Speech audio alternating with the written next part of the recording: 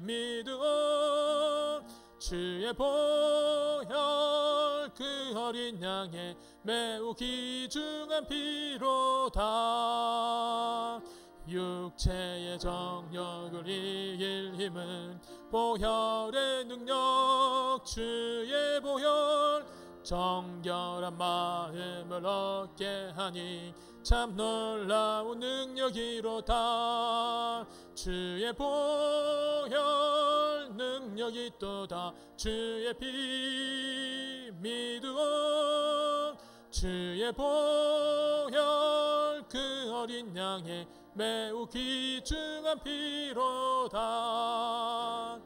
눈보다 더 이게 맑히는 것 보혈의 능력 주의 보혈 부정한 모든 것 맑히시니 참 놀라운 능력이로다.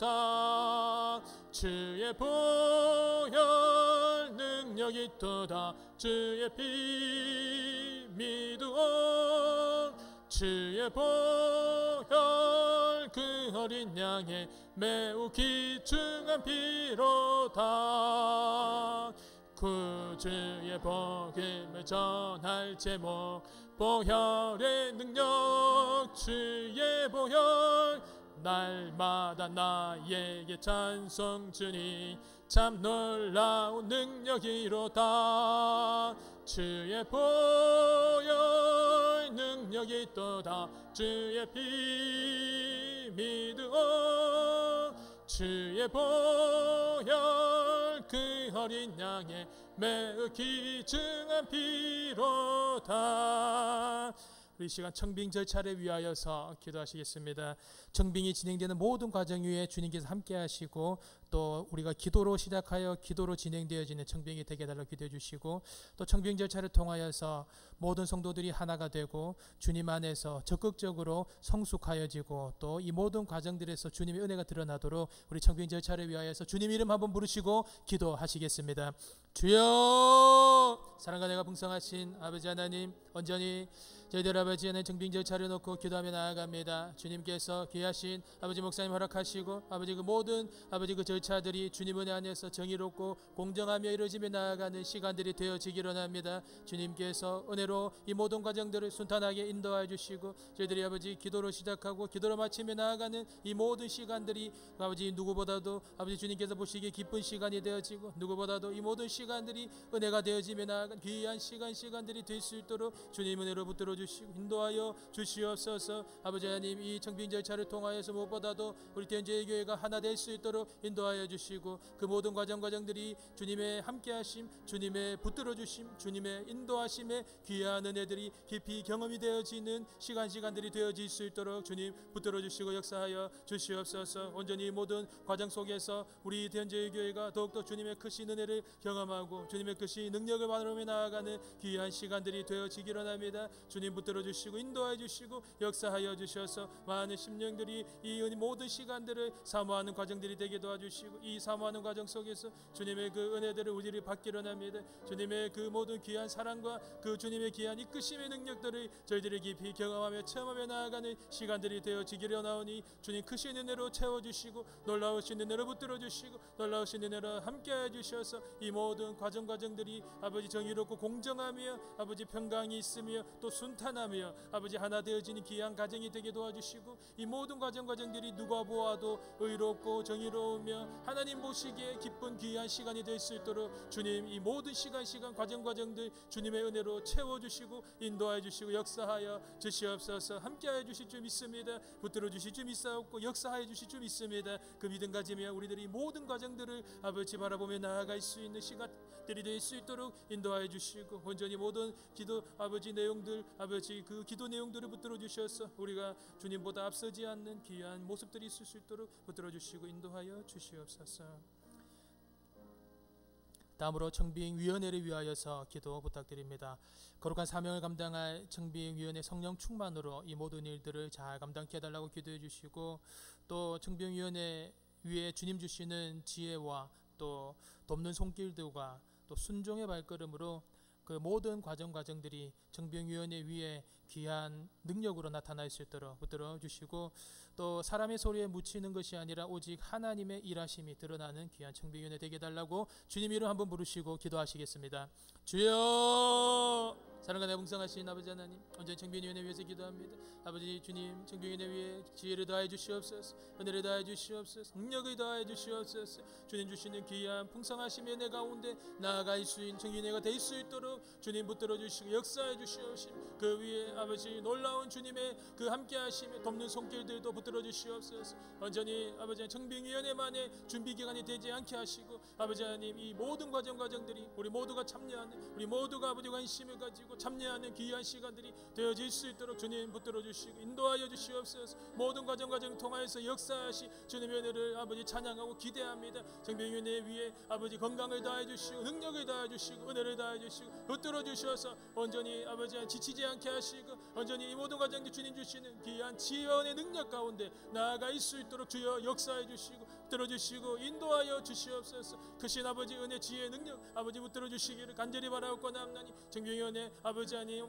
장로님 권사님들 지사님들 모든 분들 주님 은혜로 지켜주시고 역사해 주시옵소서. 놀라운 은혜 놀라운 붙드심의 역사하심으로 온전히 모든 과정들을 은혜로 잘 감당할 수 있도록 주여 함께해 주시고 주님 붙들어 주시고 주님 인도하여 주시옵소서. 온전히 아버지 어떤 모습들보다도 아버지 빛나는 귀한 은혜가 있기로 합니다. 주여 역사해 주시고 주님 함께해 주시고 주님 붙들어 주시옵소서. 귀한 은혜로 나아갈 수 있는 저희들의 모든 시간들 청빙위원회 될 수 있도록 주님 크신 능력과 은혜를 더해 주시고 붙들어 주시옵소서. 온전히 아버지 하나님 그 모든 권능과 그 모든 능력 그 모든 주권 주님께서 허락하시고 주님께서 이끌어 주시고 주님께서 인도해 주시는 귀한 청빙위원회가 될 수 있도록 주여 역사해 주시고 들어주시고 온전히 주님께서 기뻐하시는 귀한 청빙이 될 수 있도록 들어주시고 역사하여 주시옵소서. 인도하여 주시옵소서. 우리가 마지막으로 청빙위원회 청빙을 준비하는 우리 대전제일교회를 위하여서 기도하기를 원합니다. 그렇습니다. 우리가 어떤 분이 오는 것도 중요합니다. 하지만 어떤 분이 오는 것보다 더 중요한 것은 우리 대전제일교회가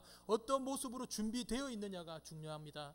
어떤 분이 온다고 할지라도 우리가 준비가 되어 있지 않는다면 같은 모습이 반복될 것입니다. 우리가 이 청빙 준비 과정을 통하여서 우리가 준비되어지는 모습이 되게 해달라고, 우리 영적으로 준비되어지고 마음적으로 어떤 분이 와도 우리가 기쁨과 감사함으로 아멘 할렐루야로 주님 아버지께 감사드릴 수 있는 그런 은혜가 우리 대전제일교회에 임하게 해달라고 기도해 주시고, 또 이번 청빙 과정을 통하여서 우리 대전제일교회가 부흥성장 발전되어지고 하나 되어지는 귀한 계기가 되게 해달라고, 우리 다 같이 악함하게 틈타지 못하도록 우리 청빙위원회 준비하는 이태원제일교회 모든 분들을 향하여서 주님 이름 한번 부르시고 기도하시겠습니다.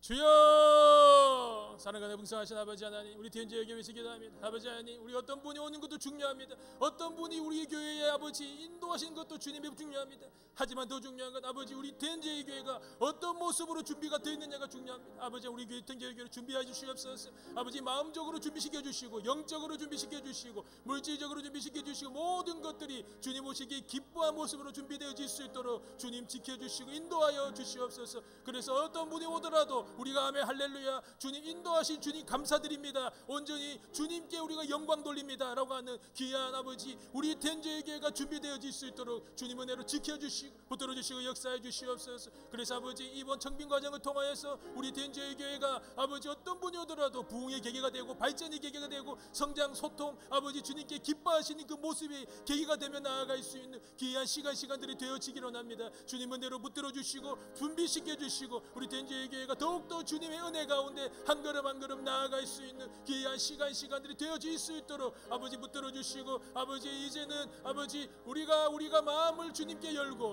이제는 우리가 마음이 변화가 되어서 우리의 영혼이 주님께로 한 발짝 더 다가서고 이제는 아버지 우리가 주님께로 더 한번 기뻐하시는 모습으로 아버지 나아가겠다는 모습으로 아버지 각오하고 결단하며 나아가는 귀한 청빙의 시간이 될 수 있도록 주님 붙들어 주시고 인도해 주시옵소서. 청빙의 문제가 한 교역자의 문제가 아니 우리 모두의 이름을 우리가 깊이 생각하면서 나아갈 수 있는 귀한 계기가 될 수 있도록 결단의 기간들이 될 수 있도록 준비의 기간들이 될 수 있도록 주여 역사해 주시고 인도해 주시고 붙들어 주시옵소서. 역사해 주시옵소서. 함께해 주시고 인도하여 주시옵소서. 이 모든 말씀 우리를 구원하신 예수 그리스도 이름으로 기도드립니다. 아멘.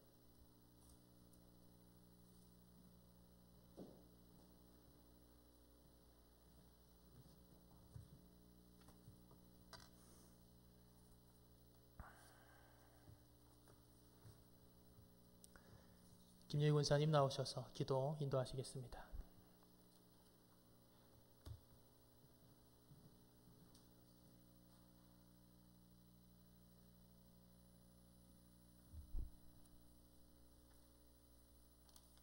기도하겠습니다.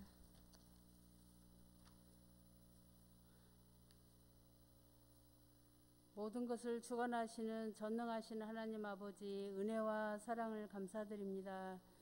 이 땅의 모든 인류를 구원하시기 위해 십자가의 사랑으로 희생하신 예수님을 찬양합니다. 이 시간 하나님의 은혜로 주의 전에 나와 수예배 예배자로 불러주시니 감사드립니다. 그럼에도 저희는 늘 연약하여 욕심과 독선으로 하나님이 계시지 않는 것처럼 살아가고 있음을 고백하오니 불쌍히 여겨주사 은혜를 통해 온전한 회개의 삶이 되도록 도와주시옵소서. 하나님 아버지, 이 나라 대한민국을 기억하여 주시고 특별히 유정자들 위해 함께하사 예수님이 가난한 자, 병든 자, 죄인을 위해 힘쓰셨던 것처럼 권력을 가진 기득권자의 대변이 아닌 국민을 섬기는 자들이 되어 이 나라를 바르게 이끌어갈 수 있도록 인도하여 주시옵소서. 또한 저희 믿는 자들 위해 함께하사 자신의 이익을 위해 살기보다는 자신보다 어려운 자들을 위해 희생하여 예수님의 향기를 전하는 참된 그리스도인이 되도록 인도하여 주시옵소서. 하나님 아버지 감사합니다. 우리 이태원 제일교회를 기억하여 주시옵소서. 목사님 청빙을 위해 전 교인이 합심하여 기도하는 중에 있습니다. 청빙의 모든 절차와 또 청빙위원회를 지혜롭게 하시고 이 일을 준비하는 이태원 제일교회 위에 함께 하시어 사람의 계획이 아닌 여호와 하나님의 인도하심을 받는 모든 절차가 될 수 있도록 주관하여 주시옵소서. 하나님께서는 우리의 모든 것을 보고 듣고 알고 계시는 하나님인 것을 믿습니다.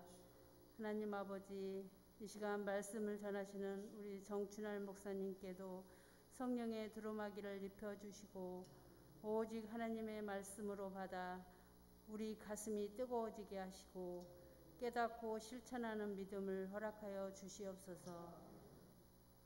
졸음막이 틈타지 않게 하시고 은혜로 충만한 시간이 되게 하시옵기를 주 예수 그리스도의 이름으로 기도하옵나이다. 아멘.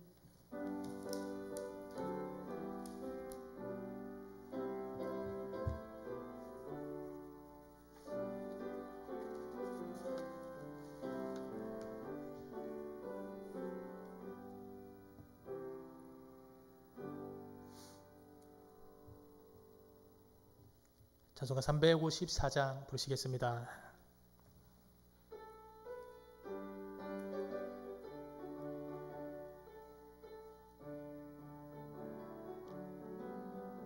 주를 항모하는 자 올라가 독수리같이 모든 싸움 이기고 근심 걱정 벗은 후 올라가 독수리같이 주 항모하는 자 주 항모하는 자 늘 강건하리라. 주를 항모하는 자 걸어가 고단치 않네. 길을 잃은 양떼를 두루 찾아다니며 걸어가 고단치 않네. 주 항모하는 자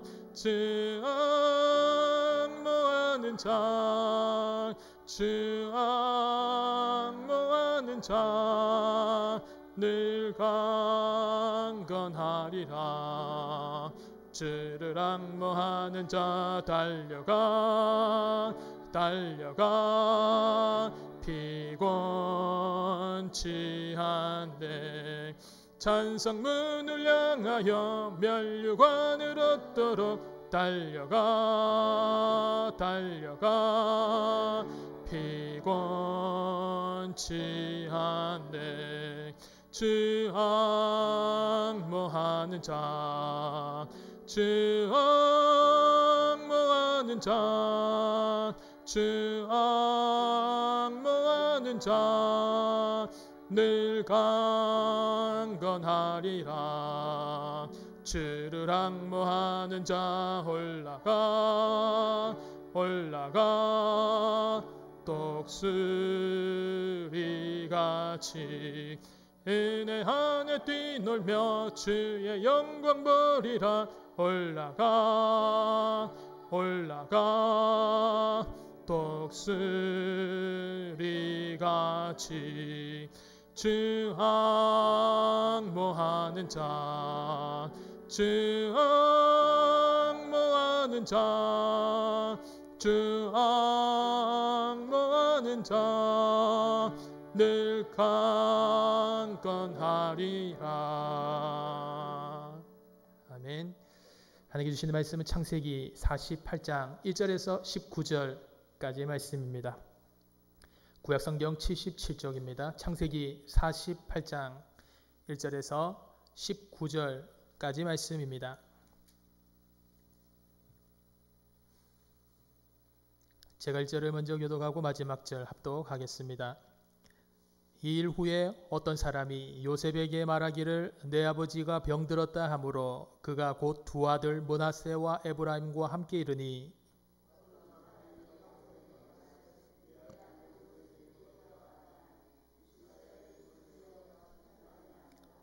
요셉에게 이르되 이전에 가나안 땅 루스에서 전능하신 하나님이 내게 나타나사 복을 주시며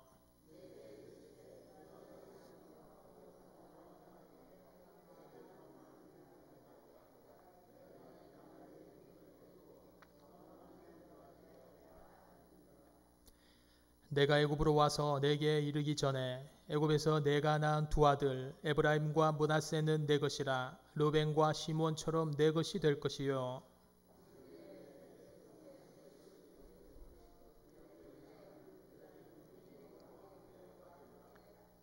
내게 대하여는 내가 이전에 밧단에서 올 때에 라헬이 나를 따르는 도중 가나안 땅에서 죽었는데 그곳은 에브라까지 길이 아직도 먼 곳이라. 내가 거기서 그를 에브라 길에 장사하였느니라. 에브라는 곧 베들레헴이라.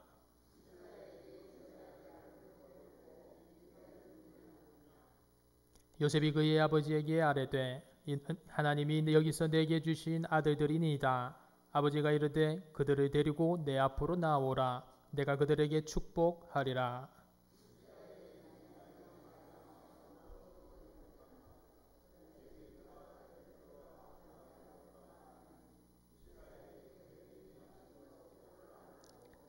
요셉에게 이르되 내가 내 얼굴을 보리라고는 생각하지 못하였더니 하나님이 내게 내 자손까지도 보게 하셨도다.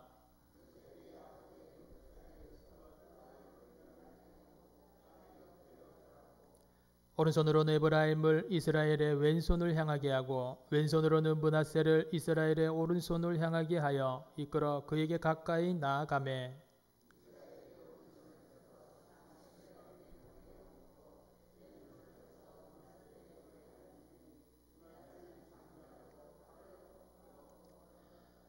그가 요셉을 위하여 축복하여 이르되 내 조부 아브라함과 아버지 이삭이 섬기던 하나님 나의 출생으로부터 지금까지 나를 기르신 하나님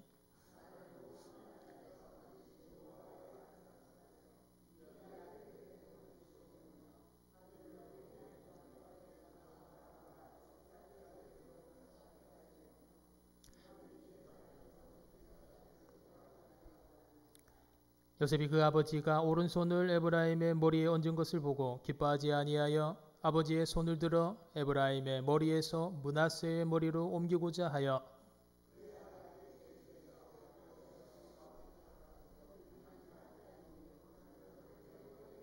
함께 읽겠습니다. 그의 아버지가 허락하지 아니하며 이르되 나도 안다 내 아들아 나도 안다. 그도 한 족속이 되며 그도 크게 되려니와 그의 아우가 그보다 큰 자가 되고 그의 자손이 여러 민족을 이루리라 하고. 아멘. 우리 옆에 분과 인사하겠습니다. 복된 주님께로 잘 오셨습니다. 복된 주님께서 저와 여러분에게 오늘 풍성한 은혜로 함께 하실 줄로 믿습니다. 야곱이 애굽으로 이주한 지 어느덧 시간이 많이 지났습니다. 17년의 세월이 지났습니다. 야곱이 130세 때 애굽 땅으로 이주를 갔죠. 그리고 바로에게 이렇게 이야기를 하여서 내 날이 험하였습니다. 나의 삶이 험악한 삶이었습니다. 라고 고백을 하죠. 그렇게 고백을 한 이후로부터 17년의 시간이 벌써 흘렀습니다. 이제 야곱도 나이가 많이 들었고 오늘 본문에 보면 병이 들었다라고 나오고 있습니다. 이제 하나님 품으로 돌아갈 날이 가까이 온 것입니다. 그래서 야곱은 이제 요셉을 부르죠. 요셉만 간 것이 아니라 요셉의 두 아들 므낫세와 에브라임 둘을 데리고 아버지 야곱에게로 나아갑니다. 이것이 아마 마지막 모습으로 보게 될 것이기 때문에 그렇습니다. 할아버지 야곱이 손주들에게 축복을 오늘 하게 됩니다. 그런데 사실 여러분 성경을 보면요, 보통 아버지가 아들들에게 축복을 하는 것이 대부분 보통으로 나오고 있습니다. 그런데 오늘 본문에는 할아버지가 손주들에게 축복을 하게 되죠. 할아버지가 손주들에게 축복을 한다라는 것은 그만큼 예외라는 장면이고, 또 예외라는 것은 그만큼 우리가 주목하여야 할 것이 있다라는 의미입니다.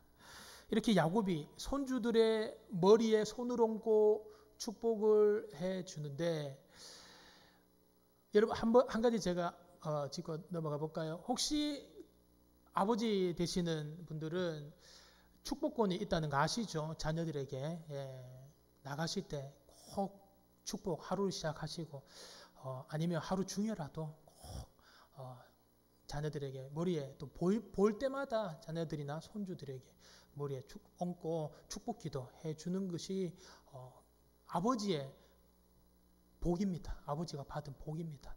그것을 꼭 실천하시면서 나아가시길 바랍니다. 그래서 할아버지 야곱이 손주들에게 축복을 해주는데 조금 이상합니다. 할아버지가 손주들에게 축복해 주는 것도 평범하지 않는 상황인데, 보통 보면 오른손이 권능이고 오른손이 그 성경에서 나오는 오른손이 그의 힘이라고 보통 성경은 하고 있습니다. 그런데 장남을 오른손 머리에 얹고 차남을 왼손으로 얹어서 축복을 해줘야 되는데 엇그어서 이렇게 축복을 해주는 것입니다. 오른손을 차남 머리 위에 얹고 손으로 축복해주고 왼손을 장남 머리에 손을 얹어서 축복을 해주는 장면이 바로 오늘 우리가 읽었던 창세기 48장의 내용입니다. 오늘 그 본문의 시작을 이렇게 시작을 하고 있죠. 우리가 1절 말씀을 한번 읽어보겠습니다. 1절 말씀 한 목소리로 읽어보겠습니다. 이 일 후에 어떤 사람이 요셉에게 말하기를 내 아버지가 병들었다 하므로 그가 곧 두 아들 므낫세와 에브라임과 함께 이르니. 아멘. 므낫세와 에브라임이 나옵니다. 누가 첫째고 누가 둘째입니까? 므낫세가 첫째고 에브라임이 둘째입니다. 나중에 지금은 기억하시는데 나중에 되면 헷갈리시거든요. 저는 어떻게 배웠냐면 삼각형으로 배웠습니다. 그래서 위에가 좁지 않습니까? 삼각형이. 그러니까 위에가 므낫세 세 글자, 밑에가 에브라임 네 글자. 헷갈리면은 그 삼각형 기억해. 저도 보면 헷갈릴 때가 있거든요. 근데 이제 이렇게 삼각형 기억하시면 잘 외우시기 쉬우실 겁니다. 그래서 장남 므낫세와 차남 에브라임을 데리고 아버지 야곱에게로 가게 됩니다. 그런데 오늘 1절 초반 부분 이렇게 나오고 있죠. 이 일 이후에라고 나오고 있습니다. 이 일은 어떤 일입니까? 바로 본문 스크린을 보시면서 우리가 한번 읽어보시겠습니다. 47장 27절에 이렇게 나오고 있는데요. 한 목소리로 한번 읽어보시겠습니다. 이스라엘 족속이 애굽 고센 땅에 거주하며 거기서 생업을 얻어 생육하고 번성하였더라. 아멘. 오늘 요셉이 꿈꾸었던 그 우리 아버지와 형들이 우리 애굽에 와서 또 애굽 땅에서도 고센 땅에 거하였으면 좋겠다라고 생각하는 그 모습들이 있었습니다. 그래서 이때에 우리가 잘 알고 있는 이때란 애굽 땅 그리고 전 세계 전역에 들었던 전무후무한 기근의 때가 다 지나가고 난 이후의 시간을 이야기하는 것입니다. 그래서 만약에 애굽 땅에 고센이라는 땅을 하나님께서 미리 예비하지 않으셨고, 그리고 하나님께서 미리 애굽 땅에 요셉이라는 사람을 보내지 않으셨다라고 한다면 아마 야곱 가족은 어떻게 되었을지 우리가 생각을 하기도 정말 싫은 그런 모습이 있습니다. 그래서 이것을 성경 말씀에서는 하나님의 은혜임을 이야기를 하고 있죠. 저와 여러분이 바라볼 것은 세상이 어렵고 또 불경기가 찾아오면 우리들도 똑같이 세상 사람들과 똑같이 어려움을 겪게 된다라는 것이죠. 똑같이 어려움을 겪게 되는데 세상 사람들과 다른 것은 무엇입니까? 우리가 하나님의 자녀들로서 하나님께서 우리의 삶의 상황들을 눈동자같이 지키시고 주님의 은혜로 예비하시고 보호하신다라는 것을 우리가 깊이 마음속 그 깊은 곳에서부터 마음속을 깊은 곳에서 깨닫고 경험하고 나아가야 한다라는 것입니다. 그래서 온 세계가 다 기근으로 죽어가는 그때였습니다. 그런데 하나님의 백성들은 하나님께서 예비하신 그 땅 고센으로 갈 수 있게 되었고 그곳에서 그들이 생명을 부지할 수 있었다라는 것입니다. 애굽 땅도 똑같습니다. 애굽 땅도 다른 나라들과도 똑같이 아무것도 없어야 하고 기근이 들어야 하는 것이 정상이었죠. 그런데 애굽 땅에 하나님께서 요셉을 보내주시고 또 7년 풍년의 때에 그 7년 흉년의 때를 예비하게 하셨습니다. 하나님의 백성들뿐만이 아니라 하나님 백성 주변에 있는 그런 이방인들조차도 하나님께서 민족을 보호하신 것을 우리가 볼 수가 있습니다. 그래서 이 모든 것이 하나님의 계획과 하나님의 손길이 바로 이 모든 민족들을 인도하시고 이끌어 가신다라는 것을 창세기는 이 초반절부터 다시 한 번 더 우리가 묵상하고 다시 한 번 더 재확인시킬 수 있게 만드신다라는 것입니다. 우리가 우리를 스스로 책임질 수 없음을 성경은 이야기를 하고 있고요. 우리 가정을 나 스스로가 책임질 수 없음을 성경은 이야기를 합니다. 또 더 나아가서 우리나라와 우리 민족, 나의 일터, 내 스스로가 책임질 수 없음을 오늘 본문 처음부터 이야기를 하고 있다라는 것입니다. 그래서 주인공은 누구입니까? 내 입장에서 봤을 때는 항상 내가 주인공입니다. 내가 주인입니다. 하지만 성경은 그렇게 이야기를 하고 있지 않죠. 주인공은 항상 하나님이시고 주인은 하나님이심을, 우리 주님이심을 성경은 이야기를 하고 있다라는 것입니다. 우리가 그 관점에서 오늘 본문 말씀을 계속해서 보면서 나아가시기를 원합니다. 47장 28절 말씀을 또 이어서 우리가 스크린에 보시면서 읽어보시겠습니다. 이스라엘 족속이 애굽 땅에 고센 땅에 거하여 거기서 생업을 얻고 생육하며 번성하였더라. 아멘. 28절이죠. 27절 똑같은데 우리가 한 장을 넘기셔서 그냥 한번 제가 죄송합니다. 스크린 할 때 제가 작업을 할 때 저 있는 겁니다. 28절 47장 28절 말씀을 한번 성경책 한번 보시면서 읽어보시겠습니다. 야곱이 애굽 땅에 17년을 거주하였으니 그의 나이가 147세라. 아멘.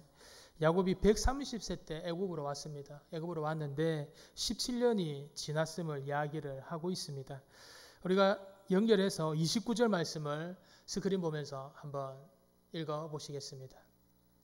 이스라엘이 죽을 날이 가까우매 그의 아들 요셉을 불러 그에게 이르되 이제 내가 내게 은혜를 입었거든 청하노니 내 손을 내 허벅지 아래에 놓고 인애와 성실함으로 내게 행하여 애굽에 나를 장사하지 아니하도록 하라. 아멘. 이 고대에 허벅지 아래에 손을 넣어서 맹세시킨다라는 것은 목숨을 걸었다라는 것입니다.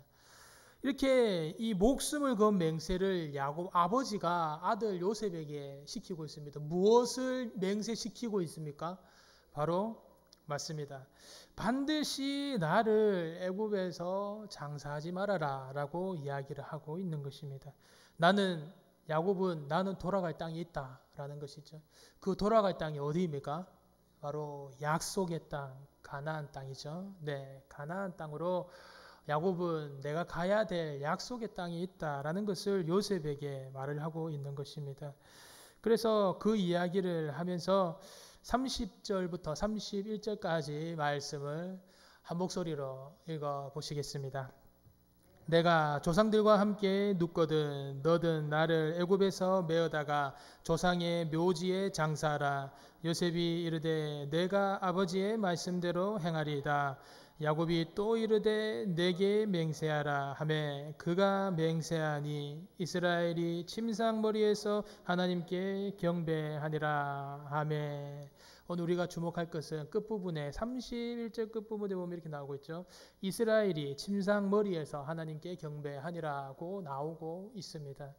오늘 이스라엘은 야곱을 뜻하고 있습니다. 아주 중요한 말입니다. 오늘 야곱이 자기 자신을 애굽에서 장사하지 말고 약속의 땅, 가나안 땅, 하나님께서 나에게 말씀하신 그 땅으로 나를 데리고 가서 장사하라는 것을 맹세시키면서 제일 마지막에 이스라엘이 침상에서 일어나서 하나님께 경배하니라고 나오고 있습니다.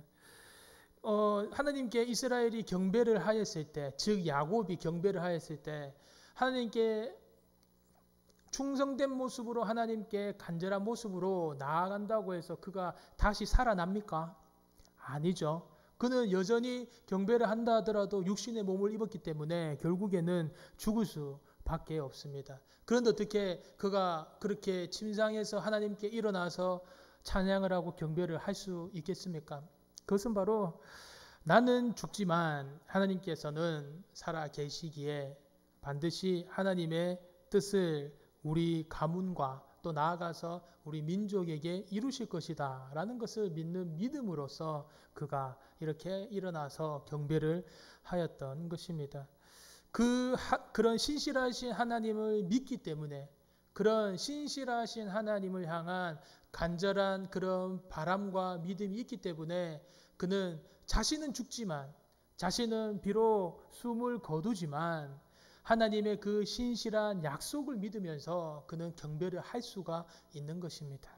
오늘 저와 여러분이 이렇게 우리의 삶의 모습과 환경과 상황이 있지만 그 가운데서도 신실하신 하나님을 바라보시고 또 그 가운데서 우리를 인도하시는 하나님을 향하신 그 소중한 믿음으로 나아가시기를 바랍니다. 이렇게 31절에 야곱이 이르되 내게 맹세하라 요셉에게 이야기를 합니다. 나는 죽으면 꼭 나를 고향으로 데리고 가서 나를 묻어야 돼 라고 이렇게 말하는 사람은 누가 말하는 것입니까? 인간 야곱이 말하는 것입니다. 인간 야곱이 우리가 재밌는 것이 창세기 40전장 우리가 읽었던 7절 31절 말씀에 보면요.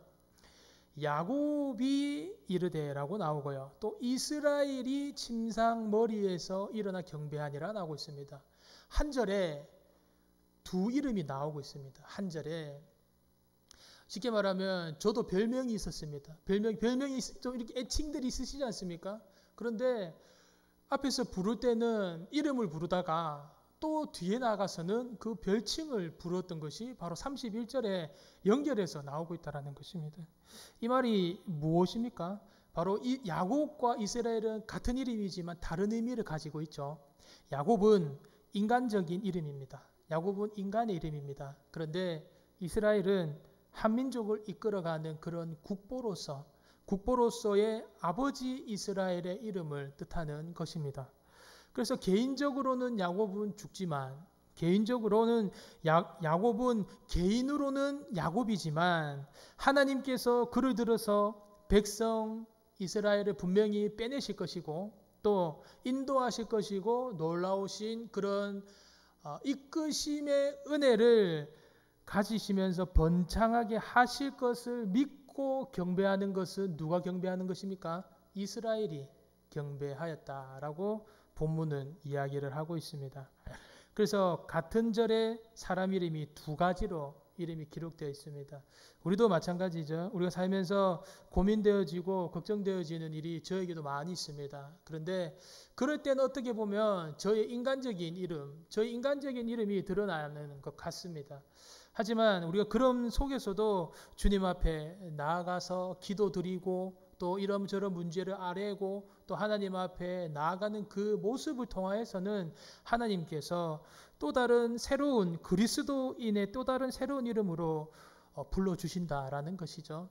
그래서 오늘 우리가 이런 모습을 기억하면서 오늘 48장은 시작을 하고 있습니다.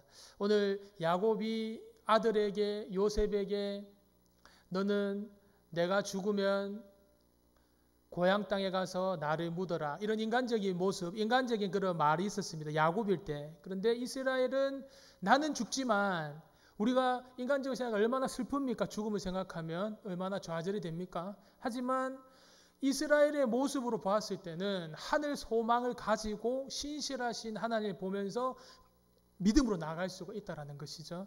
그런 모습 속에서 오늘 48장에서 이제 이런 일이 있은 이후에 모든 기근이 다 지나가고 이제 모든 어려움들이 나름 정리가 되어지고 또 야곱도 자신이 그런 온전한 믿음 속에서 예전에 그런 아버지를 속이고 형을 속이고 삼촌과 그런 여러 가지 많은 우여곡절을 겪었던 그런 모든 과정들을 지나고 이제 참된 그런 믿음의 고백을 할 수 있는 그런 믿음의 고백을 하게 되는 그런 모습 속에서 이제 48장이 시작을 하고 있습니다. 어떤 사람이 이렇게 이야기를 하죠. 너희 아버지가 이제 147세가 되었는데 고령이신데 이제 병까지 드셨다. 이제 죽을 병까지 드셨다. 그렇기 때문에 이제 얼마 남지 않으신 것 같다. 이제 준비를 해야 된다. 라고 어떤 사람이 이야기를 하였습니다. 그랬더니 이제 요셉이 두 아들, 삼각형이죠. 므낫세와 에브라임을 데리고 아버지 앞으로 갑니다. 우리가 이 요셉이 아버지 야곱에게 이 두 아들을 데리고 간 것을 우리가 한번 바라보기로 합니다. 중요한데요. 이것이 왜 중요하냐면 우리가 이 장면에 보면요. 아버지께 축복을 받기 위하여서 아버지께 그런 하나님의 그런 축복을 받기 위하여서 간절히 원하였던 사람이 누구입니까? 바로 야곱이었죠.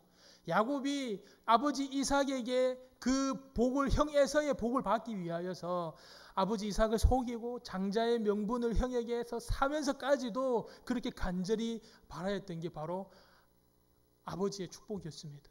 그래서 이런 모습이 생각이 나면서 이제 아버지가 마지막 돌아가시기 전에 해야 될 것은 우리 두 아들에게 아버지가 축복해 주시는 일이다라고 생각을 하면서 자신의 아들들을 므낫세와 에브라임을 데리고 가는 것입니다. 이 지금까지의 흐름에서 이 부분이 상당히 중요한데요. 왜 중요하냐면 이 므낫세와 에브라임을 데리고 간다라는 것은 아까 말씀드렸지 않습니까? 원래 성경에서 축복은 아버지가 아들에게 하는 것입니다. 그럼 자기가 축복을 받아야 되는 것입니다. 자기가 축복 기도를 아버지께 받으러 나가야 되는 것입니다. 그런데 오늘 므낫세와 에브라임을 데리고 갔다라는 것은 두 아들을 생각하였다라는 것입니다. 이 두 아들이 지금은 그렇죠. 지금 상황은 무엇입니까? 애굽의 총리 대신의 아들입니다.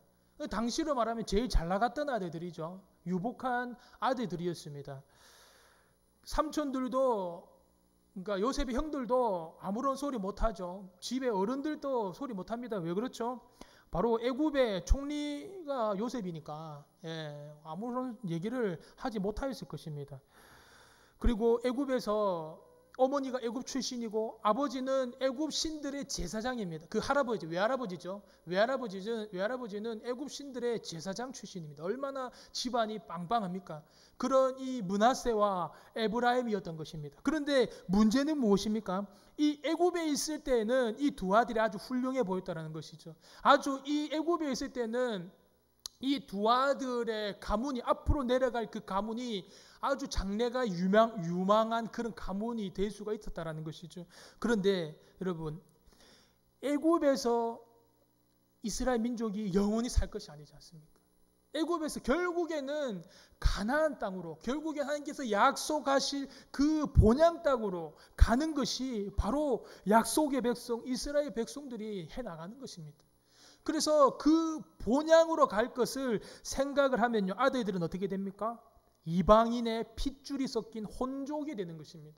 순수한 혈통이 아니라 이방인의 핏줄이 섞인 혼족으로 그 아들들의 가문이 엮어지는 것입니다. 그렇게 되면은 므낫세와 에브라임은 아무것도 아니죠. 아무것도 아니게 됩니다. 엄마가 애굽 사람이고 또 낳기도 애굽에서 낳았죠. 그렇기 때문에 본향으로 가면은 그 아들들과 그 가문들은 아무런 힘을 쓸 수가 없게 된다라는 것입니다. 그래서 요셉은 애굽에서의 그 삶으로만 만족하고 끝난 것이 아니라요, 요셉은 돌아가게 될 본향을 생각을 하였다라는 것입니다. 우리 역시도 그렇지 않습니까? 이 죄 많은 인생 살아가면서 우리의 참된 본향이 어디입니까? 우리 참된 본향이 바로 우리 천국 본향 아니겠습니까? 아버지의 품 아니겠습니까? 저 여러분이 항상 이 본향을 기억하면서 본향 소망을 가지고 우리가 신앙생활을 하고 또 주님 앞으로 나아가면서 할 때 그 모든 것들이 우리 삶 가운데서도 참된 평안이 오고 참된 기쁨이 오고 참된 감사가 오게 된다라는 것입니다. 그래서 요셉은 이 가나안 땅에 들어갔을 때 므낫세와 에브라임, 그 아들들과 또 그 아들들의 가문들이 겪게 될 그 차별과 그들의 미래를 뒤바꾸고 싶은 것이죠. 바꾸고 싶은 것입니다. 그래서 죽어가는 아버지에게 가서 자신의 아들들, 자기가 아닌 자신의 아들들 므낫세와 에브라임 두 사람을 데리고 들어갔던 것입니다. 우리 2절 말씀을 한 목소리로 읽어보시겠습니다. 어떤 사람이 야곱에게 말하되 내 아들 요셉이 내게 왔다 하매 이스라엘이 힘을 내어 침상에 앉아. 아멘. 우리가 오늘 이 2절에서도 주목하셔야 될 것이 이 어떤 사람이 이렇게 말합니다. 야곱에게 말하되라고 나오고 있습니다. 그런데요, 말한 것은 어떤 사람이 말한 것은 야곱에게 말을 하였는데요, 내 아들 요셉이 너에게 온다라고 이렇게 야곱에게 말을 하였다라고 이야기가 나오는데 2절 끝부분에 보면은 이스라엘이 힘을 내어서 침상에 앉았다라고 이야기를 하고 있습니다. 이것은 무엇을 뜻하는 것입니까? 우리가 전에 아까도 앞절에서도 야곱과 또 이스라엘 말했죠. 내가 죽으면 나를 본향으로 데려가서 장사하라는 야곱이 말했습니다. 인간적인 모습에 야곱이 말한 것, 내 장지 좀 잘 이렇게 약속의 땅으로 데려가라 말하는 것입니다. 하지만 이스라엘 같은 절에 이스라엘 일어나서 하나님께 경배하니라는 무엇입니까? 믿음이 수반되었죠. 신실하신 하나님을 기억하니까 내가 죽더라도 하나님께서는 나의 가정, 나의 가문, 나의 민족들을 결국엔 하나님의 그 신실한 뜻 가운데 인도하실 것이다 라는 그것을 생각하니까 죽음 가운데 있지만 일어서서 경배할 수 있는 것입니다. 똑같습니다. 여기서도요, 야곱이 들은 것은 이렇게 내 아들 요셉이 온다, 너에게 온다라고 들은 것입니다. 야곱이 들은 것이죠. 그런데 그가 일어난 것은 이스라엘로서 일어났습니다. 이스라엘로서 일어나서 그가 힘을 내어서 축복해 주려고 앉은 것입니다. 침상머리에 앉은 것입니다. 이것이 상징하는 것은 할아버지가 그냥 손주들을 축복하기 위해서 앉은 것이 아니라 개인 대 개인으로 앉은 것이 아니라 이것은 한 나라의 앞날을 이어갈, 한 민족의 앞날을 이어갈 그런 복을 빈 것이죠. 그렇게 생각하시면 된다는 것입니다. 그래서 3절, 4절 말씀을 우리가 한 목소리로 읽어보시겠습니다. 요셉에게 이르되 이전에 가나안 땅 루스에서 전능하신 하나님이 내게 나타나사 복을 주시며 내게 이르시되 내가 너로 생육하고 번성하게 하여 내게서 많은 백성이 나게 하고 내가 이 땅을 내 후손에게 주어 영원한 소유가 되게 하리라 하셨느니라. 아멘. 야곱이 고백한 하나님입니다. 야곱이 이때까지 경험하였던 자신의 하나님입니다. 어떤 하나님을 이야기를 합니까? 내가 이전에 가나안 땅 루스에서 전능하신 하나님이 내게 나타나서 복을 주셨다라고 이야기를 합니다. 루스가 어디입니까? 베델입니다. 베델. 야곱의 그 첫사랑, 야곱이 형 에서를 낯을 피하여서 외삼촌 라반의 집에 도망갈 때 하나님께서 처음 그에게 사다리 환상을 보여주시면서 나타났던 곳이 바로 베델이지 않습니까? 그리고 또 야곱이 디나의 일로 주변 그 가나안 족속들과 전쟁이 일어날까 봐 두려워하고 떨 때 하나님께서 나타나셔서 말씀하신 것이 내가 너와 만났던 그 첫사랑의 자리 베델로 가라. 이렇게 이야기하셨던 곳이 바로 베델이었습니다. 그곳이 바로 루스입니다. 루스, 베델 같은 이름입니다. 그래서 야곱이 오늘 자신의 하나님을 고백할 때 내가 가나안 땅 루스 즉 베델에서 만났던 그 첫사랑의 하나님, 첫 만남의 그런 하나님을 이야기를 하고 있는 것입니다. 그러면서 5절 말씀을 우리가 한 목소리로 읽어보시겠습니다. 내가 애굽으로 와서 내게 이르기 전에 애굽에서 내가 낳은 두 아들 에브라임과 므낫세는 내 것이라 르우벤과 시몬처럼 내 것이 될 것이요. 아멘. 이제 야곱이 므낫세와 에브라임을 축복하기 전에 조금 이렇게 서론이 길죠.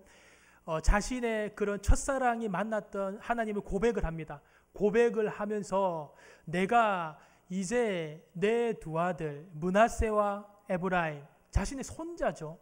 자신의 손자를 무엇이라고 이야기를 하고 있습니까? 이제는 요셉에게 내 아들이 아니고 이제는 내 아들이다 라고 이야기를 하는 것입니다. 저와 여러분이 이 상당히 중요합니다. 이게 앞으로 우리 교회사와 또 이스라엘 백성 민족들 그 하나님의 약속의 땅에 들어가는 그 모든 과정 속에서 이 상당히 중요한 내용입니다. 왜 중요하냐면요, 이렇게 이야기를 하고 있습니다. 야곱이 르우벤과 시므온, 첫째 아들 둘째 아들이죠.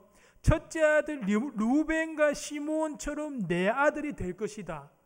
므낫세와 시므온이, 이 말은요, 내가 이제 애굽에서 낳은 너의 그 아들들, 혈통으로 따지면 순수한 혈통이 아닙니다. 그래서 46장 20절인데 우리 스크린 한번 보시면서 한번 읽어보실까요?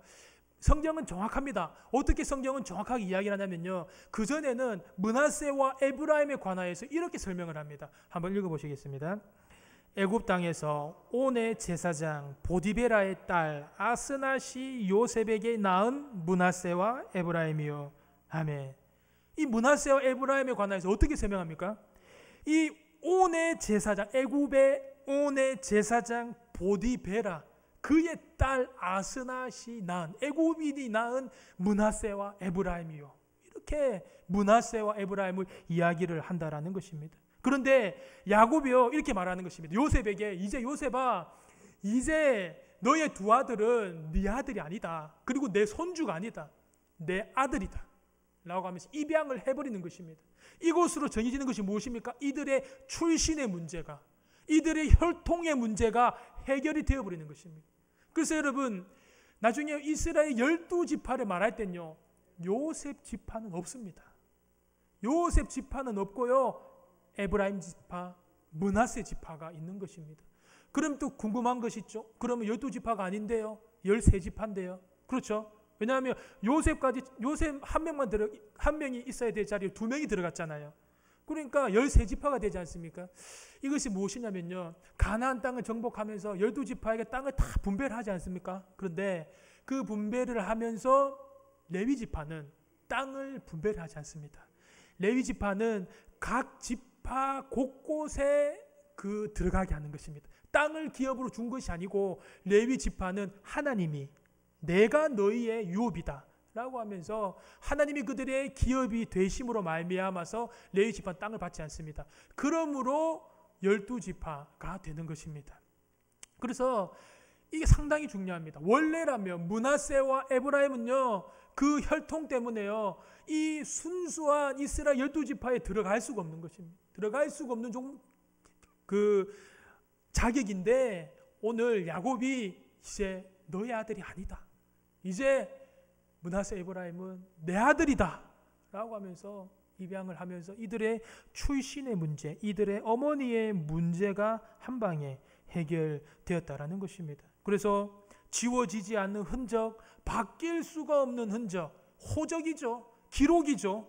이것을 할아버지 야곱이 바꿔버리는 것입니다. 대단하죠. 대단한 겁니다. 이것이요, 아주 놀라운 은혜고요, 말로 표현할 수 없는 그 감동인 것입니다. 이게 정말 큰 감동입니다. 이것이. 그래서 이들이 해결할 수 없는 이 어머니 그리고 이 혈통의 그 문제가 해결이 되면서 이제 요셉의 이 두 아들 므낫세와 에브라임은 애굽 땅에서 낳은 우상 섬기는 제사장의 딸 엄마가 낳은 아들이 아니라 내 아들이다 라고 하면서요, 야곱이 이제 호적을 바꿔주는 것입니다. 그래서요, 우리 그 할아버지 할머니들 계시죠. 할아버지 할머니들이 손주 챙겨야 되는 것입니다. 챙겨야 돼. 기도하시면서 챙겨야 되시는 것입니다. 이렇게 손자들의 호적을 갱신해 주면서요, 추가 설명을 하는 것입니다. 이 7절 말씀을 우리가 한 목소리로 읽어보시겠습니다. 내게 대하여는 내가 이전에 밧단에서 올 때에 라헬이 나를 따르는 도중 가나안 땅에서 죽었는데 그곳은 에브라까지 길이 아직도 먼 곳이라 내가 거기서 그를 에브라 길에 장사하였느니라. 에브라스는 곧 베들레헴이라. 아멘. 이 야곱이요, 오늘 이 정말 또 가슴 아픈 이야기입니다. 야곱이요, 이 손자들 축복을 해주면서 누구 이야기를 합니까?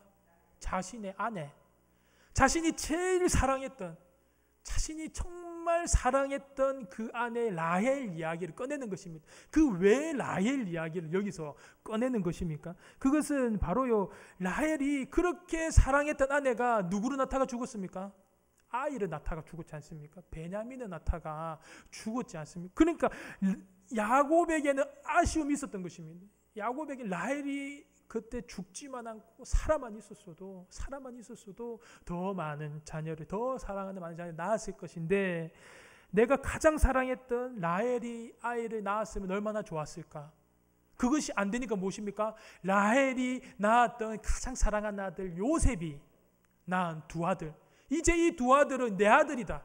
이제 이렇게 야곱이 라헬 이야기를 꺼내면서 자신의 그 정말 사랑했던, 정말 얼마나 사랑했는데 자녀를 낳지 못하였던 그 모습을 이야기를 하는 것입니다. 그래서 8절 말씀을 우리가 읽으면서 요셉이 이렇게 고백하는 모습을 우리가 볼 수가 있습니다. 우리 8절 말씀을 한 목소리 읽어보시겠습니다. 이스라엘이 요셉의 아들들을 보고 이르되 이들은 누구냐? 아멘. 야곱이요, 요셉에게 물어봅니다. 이들은 누구냐라고 물어봅니다. 몰라서 물어봤겠습니까? 아닙니다. 다 알고 있죠. 다 알고 있는데 왜 물었냐면요, 이것이 바로 이스라엘 전통이기 때문에 그렇습니다. 무엇이 생각납니까? 이것을 보면요, 바로 아버지 이삭을 속였던 야곱이 있었기 때문에 전통으로서 내려오는 것입니다. 이 중요한 이 내 아들 에서가 맞냐라고 하였던 그 이삭, 아버지가 물었던 것이죠. 그 물어보았던 그것처럼 오늘 야곱도 물어보는 것입니다. 이들이 누구냐? 그러니까요, 너무나도 그 가슴 찡한 요셉의 고백이 나옵니다. 아버지의 아들들을 향한 이 고백이 9절에 나오거든요. 한번 읽어보시겠습니다. 요셉이 그의 아들에게 아뢰되 이는 하나님이 여기서 내게 주신 아들들이니이다. 아버지가 이르되 그들을 데리고 내 앞으로 나오라. 내가 그들에게 축복하리라. 아멘. 요셉이 뭐라고 아들들을 향하여 설명합니까? 이는 하나님께서 나에게 이 애굽 땅에서 주신 아들입니다.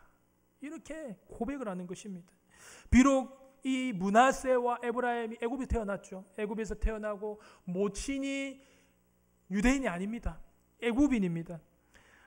제사장의 딸입니다. 하지만 어떻게 고백합니까? 이 아들들은 하나님께서 나에게 주신 아들들입니다 라고 하는 그 고백이죠. 이것은 무엇입니까? 하나님의 자녀들로 양육해서 키우고 싶습니다 라는 그런 의미가 있는 것이죠.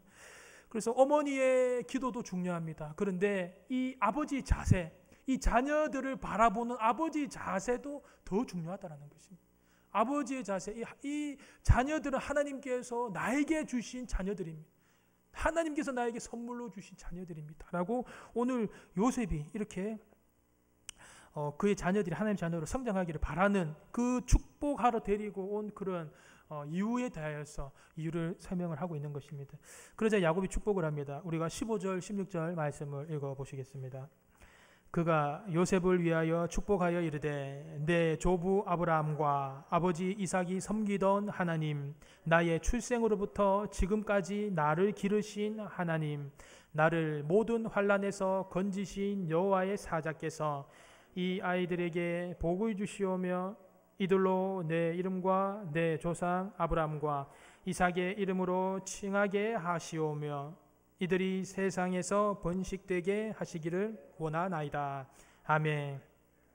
야곱이 세 가지로 하나님을 이야기를 합니다. 첫 번째는 우리 조상으로부터 대대로 섬기던 아브라함, 그리고 내 아버지 이삭, 그리고 나의 하나님, 이렇게 설명을 합니다.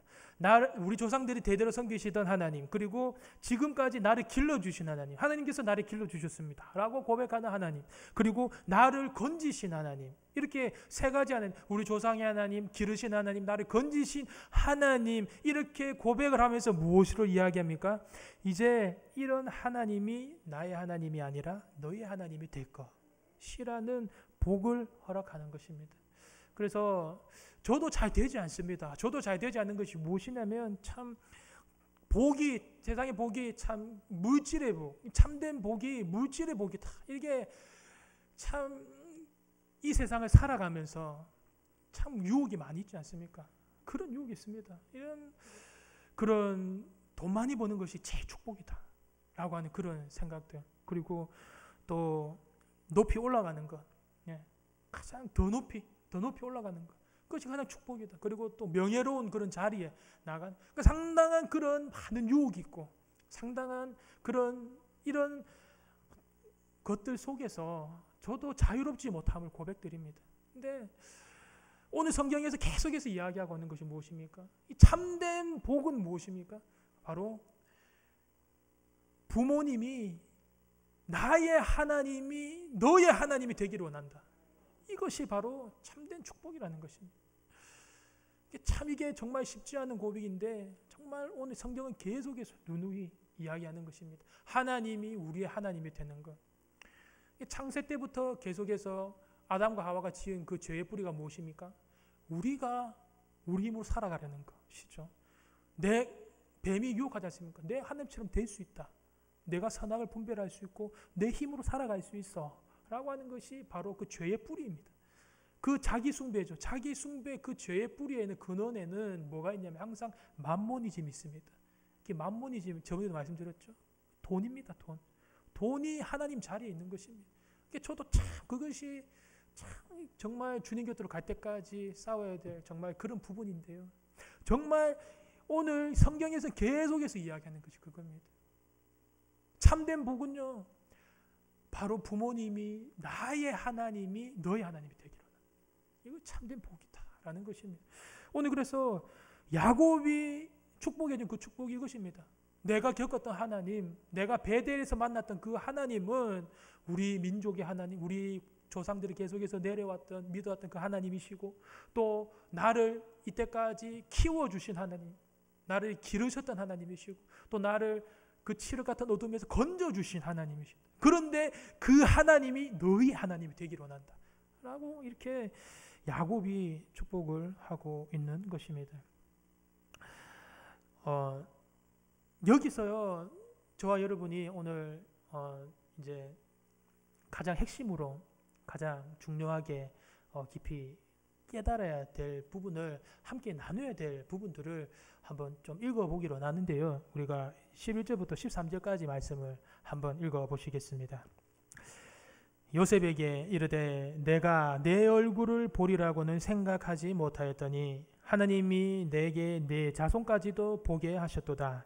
요셉이 아버지의 무릎 사이에서 두 아들을 물러나게 하고 땅에 엎드려 절하고 오른손으로는 에브라임을 이스라엘의 왼손을 향하게 하고 왼손으로는 므낫세를 이스라엘의 오른손으로 향하게 하여 이끌어 그에게 가까이 나아가매. 아멘. 이렇게 하고 있습니다. 요셉이 앞에 야곱 아버지가 앞에 앉았습니다. 그리고 아버지가 앞에 앉았고요. 그 아버지 앞에 아버지의 오른편에는 므낫세를 두고 무릎 꿇게 하고요. 왼편에는 에브라임을 뚫게 하였습니다. 그래서 요셉이 아버지 오른손을 잡아서 므낫세의 머리에 올리고요. 왼손으로 에브라임의 차남의 머리에 올렸습니다. 이렇게 올렸는데 야곱의 반응이 이상한 것입니다. 우리 14절 말씀을 한번 읽어보시겠습니다. 이스라엘이 오른손을 펴서 차남 에브라임의 머리에 얹고 왼손을 펴서 므낫세의 머리에 얹으니 므낫세는 장자라도 팔을 엇바꾸어 얹었더라. 아멘. 아까 말씀드렸다시피 오른손은 자고로 성경에서 능력과 의로움 상징하는 권능입니다. 권능을 상징하는 것입니다. 그런데 오늘 요셉이 야곱에게 오른손은 장남, 왼손은 차남 머리 올려놨는데 야곱이 엇바꾸어서 오른손을 차남, 왼손을 차남, 왼손을 장남에게 이렇게 바꾸었던 것입니다. 이것을 보면서 요셉이 깜짝 놀랐죠. 그러면서 아버지가 이건 실수하신 줄 알고 아버지 바뀌었습니다 라고 하니까 야곱이 아니라고 이야기를 합니다. 이 장면이 야곱이 그랬죠. 야곱이 아버지의 그 실수를 이용했죠. 아버지의 실수를 이용해서 그 축복을 가로챘지 않습니까? 형의 축복을 가로챘지 않습니까? 그런데 오늘 야곱은 그것이 실수가 아님을 성경은 이야기합니다. 17절부터 우리 19절까지 말씀을 한 목소리로 읽어보시겠습니다. 요셉이 그 아버지가 오른손을 에브라임의 머리에 얹은 것을 보고 기뻐하지 아니하여 아버지의 손을 들어 에브라임의 머리에서 므낫세의 머리로 옮기고자 하여 그의 아버지에게 이르되 아버지여 그리마옵소서 이는 장자이니 오른손을 그의 머리에 얹으소서 하였으나 그의 아버지가 허락하지 아니하며 이르되 나도 안다 내 아들아 나도 안다 그도 한 족속이 되며 그도 크게 되려니와 그의 아우가 그보다 큰 자가 되고 그의 자손이 여러 민족을 이루리라 하고 아멘. 야곱이 오른손을 차남 에브라임 왼손을 장남 므낫세 머리 위에 얹은 것을 보고 요셉이 확 놀라서 바꿔주려고 하는데 아니라 나도 안다 아니라 아들아 나도 안다 하면서 므낫세를 향하여서 그도 큰 민족을 이룰 것이다 라고 이야기를 하죠. 진실로 므낫세는 큰 민족을 이루죠. 왜냐하면 가나안을 점령할 때 요단강이 북에서 남으로 흐르고 있습니다. 흐르고 있으면 요단강 동편 땅이 있고 서편 땅이 있는데 전투를 어떻게 하냐면 밑에서부터 위로 올라가서 하는 것입니다. 밑에서부터 위로 올라가서 동편부터 점령을 하는데 동편부터 점령을 하죠. 동편부터 점령을 하는데 동편이 점령을 하고 나서 서편으로 건너가야 되는데 므낫세 지파가 이 동편 땅이 우리에게 좋으니까 우리에게 먼저 달라라고 이야기를 합니다. 동편 땅 너희 가져라 이야기를 하는 것입니다. 그런데 그 동편 땅을 가지니까 므낫세 지파는 전쟁을 할 이유가 있습니까? 없습니까? 없다라는 것이죠. 서편 땅으로 안 넘어가려고 하는 것입니다. 서편 땅으로 전쟁을 하려고 안 넘어가려고 하는 것입니다. 그러니까 그러면 너희에게 땅을 줄 수 없다라고 하여서 약조를 하고 전쟁을 참여하는 것입니다. 므낫세 반. 그래서 이런 얘기 나오죠. 므낫세 반지파라고 이야기를 많이 하지 않습니까? 그 므낫세 반지파가 바로 땅을 반을 차지하였다라고 해서 므낫세 반지파라고 하는 것입니다. 그래서 므낫세가 차지한 그 땅은 상당히 넓은 땅입니다. 상당히 큰 민족을 이루었다라는 것이죠. 동과 서를 얻었습니다. 요단강 동과 서를 땅으로 얻었습니다. 그도 큰 민족을 이루거니와.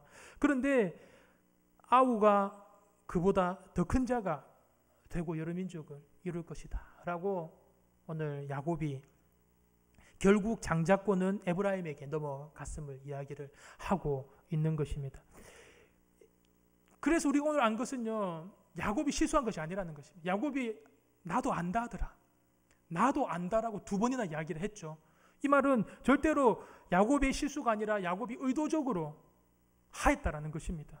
아버지 이삭처럼 그 별미에 속아서 축복을 한 것이 아니고 야곱은 알매도 불구하고 하였다라는 것입니다.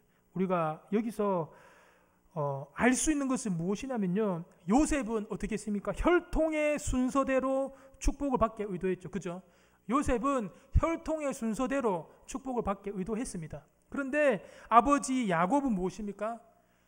아버지 야곱 생각으로 하였겠습니까? 아니죠. 하나님의 섭리와 하나님의 계획에 따라서 장자 므낫세는 왼손, 차남 에브라임 오른손을 얹은 것입니다. 하나님의 계획, 하나님의 섭리에 따라서 한 것입니다. 중요한 것이 바로 이것이라는 것입니다. 아버지 이삭은요, 아버지 이삭은 실수해서 한 축복임에도 불구하고, 실수로서 지내간 축복임에도 불구하고 그 축복대로 되었죠. 그 축복대로 되었습니다. 오늘 48장에서 이야기하는 것은요, 실수한 축복이 아니라 계획대로, 하나님의 그 섭리대로 정확하게 하나님의 계획을 따라서 알고 한 축복이 바로 오늘 야곱의 축복이라는 것입니다. 그러니까 하나님께서 실수해서 한 축복도 그대로 이루어 주셨는데, 하나님의 계획 가운데, 하나님의 뜻 가운데, 섭리 가운데 정확히 알고 한 축복이라면 더더욱 이루어 주시지 않겠느냐라는 것입니다. 그래서요, 이 하나님의 약속과 이 언약이 얼마나 더 신실하게 진행이 되어지고 얼마나 더 견고하게 진행되어질 것을 오늘 야곱이 엇바꾼 축복을 통하여서, 이것은 절대로 실수가 아니고 이것은 하나님의 예정된 축복이고 철저한 그 신실하심 안에서 이루어진 축복임을 오늘 성경은 이야기를 하고 있다라는 것입니다. 그래서 세상과 마귀는 수많은 그런 환경 속에서 계속해서 우리에게 참된 복에 관하여서 우리가 알고는 있지만, 그래도 세상을 살아가려면 돈이 먼저고 높이 올라가는 것이 먼저고 명예가 먼저지 라고 우리를 계속해서 속이고 있다는 것입니다. 하지만 우리를 눈뜨게 하는 그 중요한 관점, 무엇이 복인가 라는 것은요, 실수를 통해서도 한 그 축복이 하나님의 계획대로 이루어졌다면, 정확한 하나님의 섭리를 따라서 한 축복이라면 그 축복은 더더욱 확고하게 완성이 되어질 것이고 이루어지지 않겠느냐라는 이야기입니다. 결국 오늘 므낫세와 에브라임은 야곱의 12아들들로 들어가게 되는 것입니다. 이스라엘의 12지파가 된 것입니다. 이것으로 이 야곱의 축복으로 말미암아서 들어가지게 된 것입니다. 그래서 이것이 상징적인데요, 이것이 하나님 나라의 기초가 되었고 또 교회의 기초가 되는 이 12지파가 오늘로서 이렇게 만들어지게 된 것입니다. 가장 중요한 것은요, 그러면 여러분 질문을 한번 해보겠습니다. 요셉은 그러면 누구와 동격이 되는 것입니까? 족보가 꼬이죠. 자신의 아들이 자신의 형들과도 동격이 되었다라는 것이죠. 그러면 자신은 누구와 동격이 되는 것입니까? 바로 아버지와 동격이 되는 것입니다. 야곱과 동격이 되는 것입니다. 이것이 왜 중요합니까? 바로요, 요셉은요, 그리스도의 예표이기 때문에 그렇습니다. 예수 그리스도의 예표가 아버지와 동격, 예수 그리스도의 그 예표가 바로 요셉이기 때문에 가장 오늘 축복이 중요한 것이라는 것입니다. 그래서 이 그리스도를 중심으로 말미암아서 12지파가 온 세계에 퍼지게 되지 않습니까? 그리스도를 중심으로 인하여서 교회를 잉태하게 되는 것입니다. 이 모든 것이 무엇으로 만들어지는 것이 바로 하나님의 은혜, 바로 하나님의 섭리 안에서 이 모든 것이 이루어졌다는 것을 오늘 본문 48장은 야곱의 축복을 통하여서 이야기를 해주고 있습니다. 그래서 말씀의 결론을 지으면요, 오늘 이 놀라운 이 하나님의 계획과 손길, 이 창세기를 이끌어가고 있는 우리에게 이 이야기가 이야기해 주는 것은 결코 나는 내 힘으로 나를 책임질 수 없다라는 거죠. 그리고 나의 가정도 결코 내 힘으로 내가 책임질 수 없다라는 것이고, 내 자녀도 내 힘으로 내가 책임을 질 수 없다는 것이고, 내 일터, 주변 사람들, 그리고 더 나아가서 우리나라 민족도 다 하나님께서 은혜로 섭리 가운데 인도하신다라는 것입니다. 하나님께서 거대한 스토리 가운데서 그냥 내 입장에서 보면 내가 주인공이지만 하나님의 관점에서는 그냥 나를 사용하실 분이십니다. 사용하실 분이시고요. 내가 주인공이 아니고 주인공은 하나님이시고, 우리가 끊임없이 세상 속에서 이렇게 우리의 지혜와 또 지식과 능력으로 살아가려고 발버둥 치지만 결국에는 하나님께서 힘주시고 하나님께 은혜를 주셔야지만 우리가 이 세상 가운데 승리할 수 있고 살아갈 수 있음을 본문은 이야기를 하고 있습니다. 그래서 저와 여러분이 오늘 이런 하나님의 은혜를 나누면서 우리가 한 가지 또 반편으로는 우리가 또 마음속 한켠에 가슴속에 가지고 나가야 할 것은요, 우리가 우리 스스로 성공하려고 하고 내 힘, 내 지혜, 내 능력으로 살아가려고 하는 것이 얼마나 큰 죄임을 우리가 항상 마음 한켠에 가지고 있어야 되는 것입니다. 가지고 있으면서 세상 각함하기는 세상 최고의 복이 돈 많이 버는 것, 더 높이 올라가는 것, 명예를 가지는 것이라고 유혹하고 우리를 속이지만 성경은, 하나님께서는 우리 부모님의 믿음이 우리 믿음이 되고 우리 믿음이 우리 자녀의 믿음으로 내려가는 것, 그것이 가장 큰 복이다 라고 계속 이야기를 하고 있습니다. 그래서 오직 이 시간 이후에 우리 가정에 예수 그리스도의 그 은혜가 덮어지시기를, 그리고 우리 자녀들에게도 예수 그리스도의 그 은혜가 채워지시기를, 그리고 우리 일터와 우리 교회, 우리 주변에도 오직 예수 그리스도의 그 은혜가, 그 권능이, 그 능력으로 임하도록 우리가 간절히 주님의 은혜를 사모하고 또 우리 간절히 주님의 은혜를 갈망하면서 주님과 동행하시면서 나아가시는 삶 속에서 주님의 참된 복이 임하게 될 줄로 믿습니다. 기도하겠습니다. 사랑과 은혜가 풍성하신 아버지 하나님, 우리 가정에 예수 그리스도의 죄 사함의 은혜가 가득 덮어지기를 원합니다. 우리 자녀들에게 예수 그리스도의 채우심의 은혜가 가득하게 임하기를 원합니다. 우리 일터와 삶의 자리 교회에 예수 그리스도의 권능의 능력으로 가득 함께하여 주시기를 원합니다. 그래서 우리를 둘러싸고 있는 온갖 더러운 저주, 죄의 약한 것들, 병마, 실패, 죽음의 권세, 이런 모든 것들이 오직 예수 그리스도의 은혜로 승리하게 하시고 이기게 하시고 또 능력 주시는 예수 그리스도의 은혜, 권능이 가득하기를 사모하여서 주님께서 이 모든 것들을 채워주시고 또 덮어주시고 또 가득 흘러 넘쳐나가는 복을 우리 주변과 우리 또 많은 사람들에게 나눌 수 있는 그런 은혜를, 그런 복된 우리가 될 수 있도록 주님 인도하여 주시옵소서. 예수 그리스도 이름으로 기도드립니다. 아멘.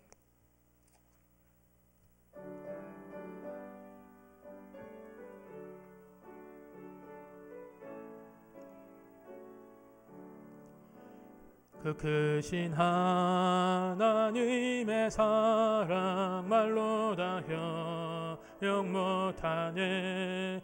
저 높고 높은 별을 넘어 이 넓고 낮은 땅 위에 죄범한 영혼 구하려 그 아들 보내사 화목제물 삼으시고 죄 용서하셨네. 하나님 크신 사랑은 증량다 못하네. 영원히 변치 않는 사랑 성도여 찬양하세. 괴로운 시절 지나가고 땅 위에 영화쇠할 때 주 믿지 않던 영혼들은 큰 소리 외쳐 울어도 주 믿는 성도들에게 큰 사랑 베푸사 우리의 죄 사했으니 그 은혜 잊을까. 하나님 크신 사랑을 증량다 못하네. 영원히 변치 않는 사랑 성도여 찬양하세. 하늘을 두루마리 삼고 바다를 먹물 삼아도 한없는 하나님의 사랑 다 기록할 수 없겠네. 하나님의 크신 사랑 그 어찌 닿았을까. 저 하늘 높이 쌓아도 채우지 못하리. 하나님 크신 사랑을 증량다 못하네. 영원히 변치 않는 사랑 성도여 찬양하세.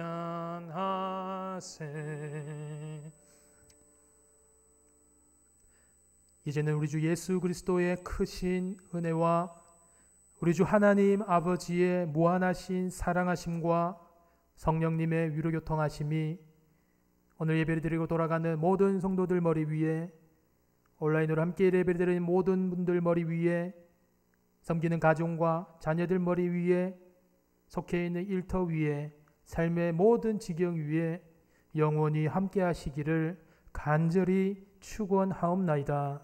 아멘.